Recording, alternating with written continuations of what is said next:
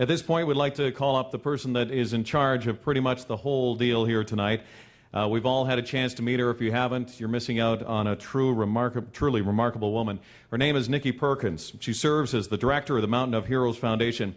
Nikki has been instrumental in putting together tonight's event, and she, herself, a cystic fibrosis survivor. Won't you please stand and welcome Nikki Perkins.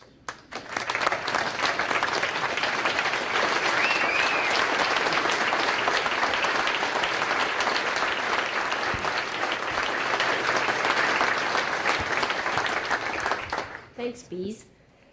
I'm so excited. I'm so thrilled. This event has been beyond my dreams and the success for the second year. The first year we raised $13,000. This year, you know, with the sponsorship and the team that we've put together, we're going to at least double for this year. So that's just tremendous for a second year. So thank you very much. I want to do the Tom Cruise couch jump, but there's no couch, so I'll stay here. Hello to our distinguished heroes, sponsors, and guests. It's my pleasure to stand before you and share my very personal struggle with cystic fibrosis.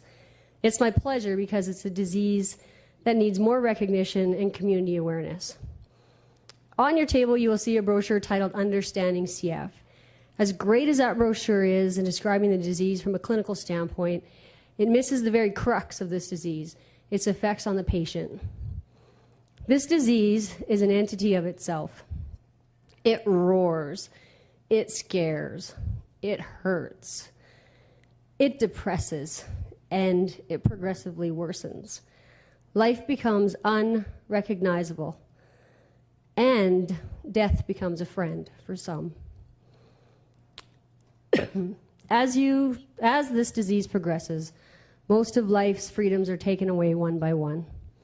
You move from the ability to attend school or go to work to fearing the task of climbing a flight of stairs, because the idea of it puts you into panic overdrive. For fear of collapsing at the top or being embarrassed because you have to pull to the side to catch your breath. From here, you move into the I can't keep weight on stage and have to get a feeding tube surgically implanted so that you can survive. Then your lungs become so damaged that you have to go on oxygen. From that point forward, you have to live with the fact that you are in end-stage CF. Finally, you make a decision to go for transplant or just stop fighting, which means your time is now finite. And CF holds a straight flush, ace high on the river card. All the while, you are trying to survive the rest of your life. Relationships, career, education, family, friends. I live in a very, very sick body, a body that is slowly giving in to its own death. I can't stop it, I can't slow it down, and I can't get a holiday from it. When I go to bed, I'm sick, and when I wake up, I'm sick. I'm not trying to depress you. I'm just trying to shed light on a disease that needs to be cured and eradicated from this earth. It's a torturous existence when it takes hold. 4 times a year I attend clinic. That's if I stay what I call healthy. And for 2 reasons, it's a highly emotional day for me.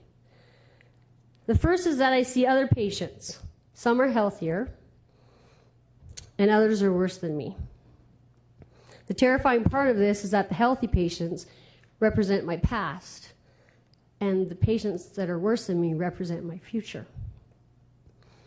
It actually made me nauseous to even put that down on paper.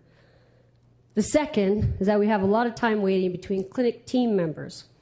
So we review our chart just to see what our team says about us. A couple of months ago, I sat down to read mine, and in it was a letter to the insurance company that pays my long-term disability that I thankfully qualified for working at the U of C after I graduated from university.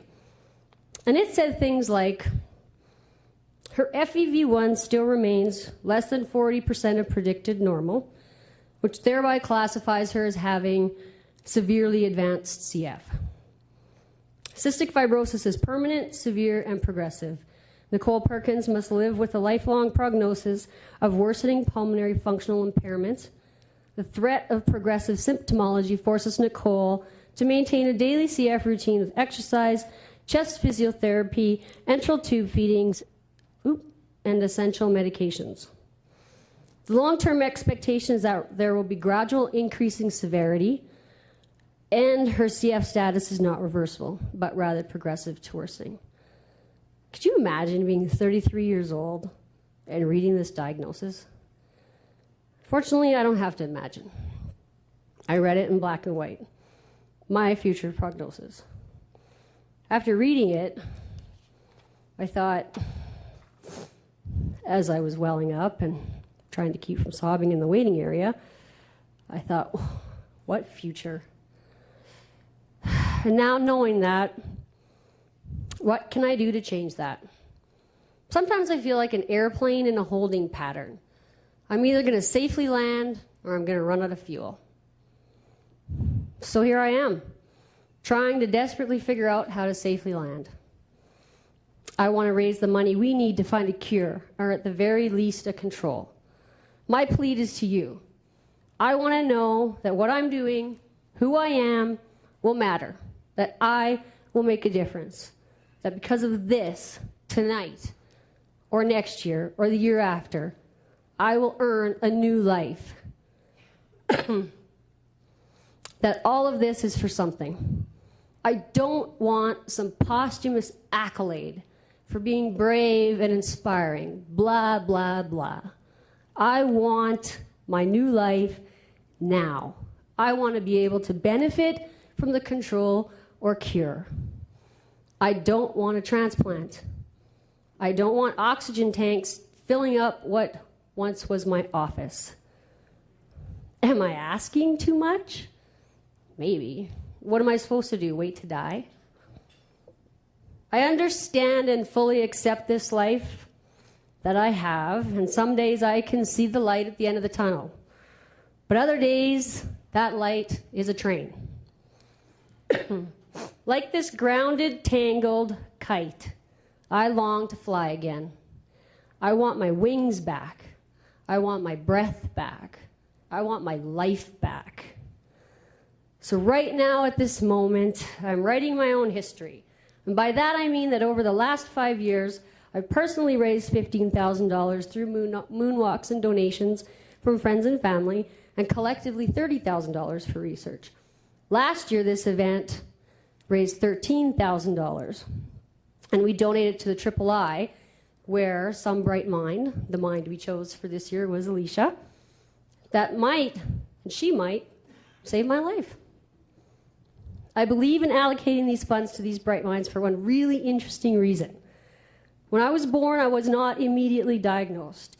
It was a very long and very sick 4 years before that happened. I remained unchecked. The doctors were missing the disease. It was a 23-year-old med student, straight out of school, who suggested to his supervisor that it might be CF after researching my symptoms and realizing they were consistent with this new and kind of hard to diagnose disease. And he was right. So that young, bright mind set me on a road to better health. Even though the diagnosis sucked, we at least knew why I was so sick, and that I could begin the limited treatments available. For the rest of my life, I've had good years and some bad ones, but despite that, every year has been a miracle. I was not supposed to see my 5th birthday. I had a really interesting conversation with our guest speaker, Tom Higgins, a couple of weeks ago. And he was peppering me with these hard-hitting questions. And he got me to thinking with these questions. He asked me, so how do you deal with this mentally? And immediately I said, well, drugs.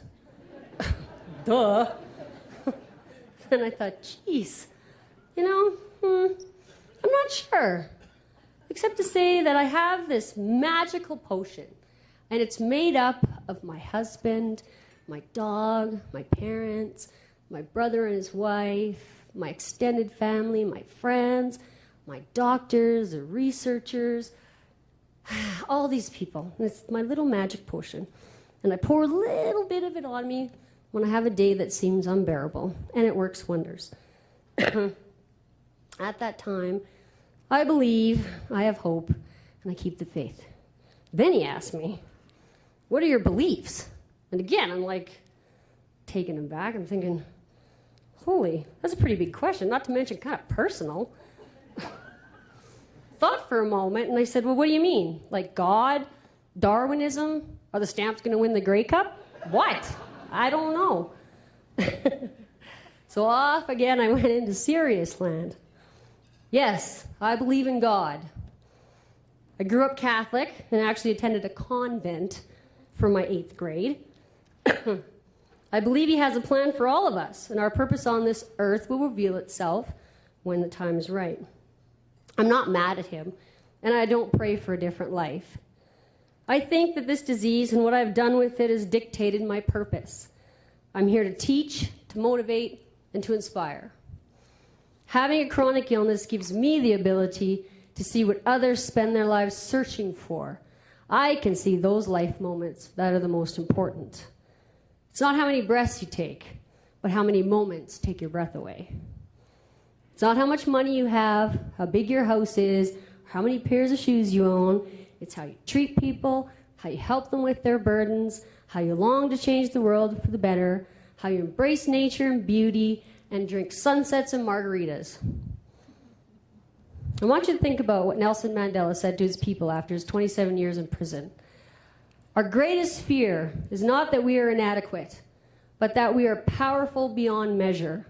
It is our light, not our darkness, which frightens us. We ask ourselves, who am I to be brilliant, gorgeous, handsome, talented, and fabulous? Actually, who are you not to be? You are a child of God. Your playing small does not serve the world. There's nothing enlightened about shrinking so that other people won't feel insecure around you. As we let our light shine, we consciously give others permission to do the same. As we are liberated from our fear, our presence automatically liberates others. I love the sentiment. It's so true for me. All I can do is give the world everything I have and hope that I made it a better place to live. Over the last 10 years, I've gone from going to university, starting a career, to forced early retirement. I've lost over 50% of my lung function and have had to endure the painful placement of a feeding tube to gain weight and then keep it on. 6 weeks before my wedding, I was 76 pounds and looking at a desperate attempt to survive. When I was slapped with this reality in the hospital on May 26, 1998, I was sobbing like my brother stole my favorite toy. And I told Dean, my fiance at the time, you're not going to want to marry me. Oh my God. I was completely and utterly devastated. I honestly wasn't sure if I was going to find the hope I needed to go on. 6 weeks later, I celebrated the best wedding day I could have ever imagined, and at that moment, I stopped looking back. My life was mine again. I compare this event to the summits of my first and third Rocky Mountains and achieving a personal best on the second attempt. The feat seemed impossible, but with a sprinkle of my magic potion, my husband and friend towing me up the mountain, my cheerleaders encouraging me with great words, and the best buckwheat cake ever, I achieved it. I kicked butt. It was so good. It was such a good feeling. You know what? And no one can take that away from me. Not CF, not a bad day, no one. My summits were my Grey Cups, my Super Bowls, my Stanley Cups. They've all taught me to trust myself and to move beyond the borders and limits that have been preconceived and to make my own path. As extremely grueling as those events were in my life, I would do them over again 100 times because the reward of the summit is indescribable. It took my breath away physically and literally. I was actually drunk on these successes. I dread the next one, but I also embrace it. Will I do another one? Absolutely.